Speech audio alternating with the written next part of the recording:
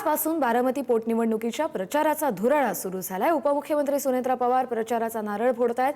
कन्हेरीच्या मारुती मंदिरात दर्शन घेऊन त्यांनी प्रचाराचा शुभारंभ केलाय। अजित पवार यांच्या स्मृतीस्थळाला देखील सुनेत्रा पवार यांनी अभिवादन केलं। 23 एप्रिलला बारामती पोटनिवडणुकीसाठी मतदान पार पडतंय, तर मे मध्ये निकाल असेल। कन्हेरीच्या मारुतीरायाच्या मंदिरात प्रथेप्रमाणे आज कुठल्याही शुभकार्याची सुरुवात करणारी सुनेत्रा पवार पोहोचल्या। आजचा प्रचाराचा पहिला दिवस आणि प्रचाराचा नारळ सुनेत्रा पवार यांनी फोडलाय। कन्हेरीमधल्या मारुतीरायाचं दर्शन घेतल्यानंतर त्यांनी अजित पवार यांच्या स्मृतीस्थळी जाऊन त्यांना देखील नम्र अभिवादन केलं।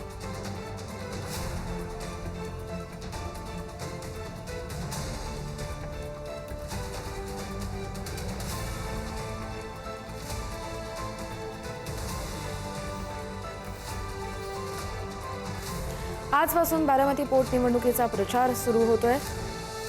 अजित पवार यांच्या अपघाती निधनानंतर बारामतीची पोटनिवडणूक लागली। 23 तारखेला मतदान होतंय, तर 4 तारखेला निकाल आहे आणि आजच्या प्रचाराच्या पहिल्या दिवशी सुनेत्रा पवार मैदानात उतरल्या। 23 एप्रिलला बारामती पोटनिवडणुकीसाठी मतदान पार पडतंय। तर उपमुख्यमंत्री सुनेत्रा पवार यांच्या सुरक्षेत वाढ करण्यात आली आहे। केंद्रीय राखीव पोलिसांचा सशस्त्र पहारा दिसतोय। उपमुख्यमंत्री सुनेत्रा पवार यांच्या जीवाला धोका आहे अशा आशयाची बीडमध्ये तक्रार दाखल करण्यात आली। मुख्यमंत्री देवेंद्र फडणवीस यांनी सुनेत्रा पवार यांची काळजी पोलीस खातं घेईल असं म्हटल्यानंतर त्यांच्या सुरक्षेत वाढ करण्यात आली आहे। सध्या कन्हेरी इथं सुनेत्रा पवार यांच्या प्रचाराची सभा सुरू असून त्या परिसरात केंद्रीय राखीव पोलीस दलाकडून सशस्त्र पहारा दिला जातोय।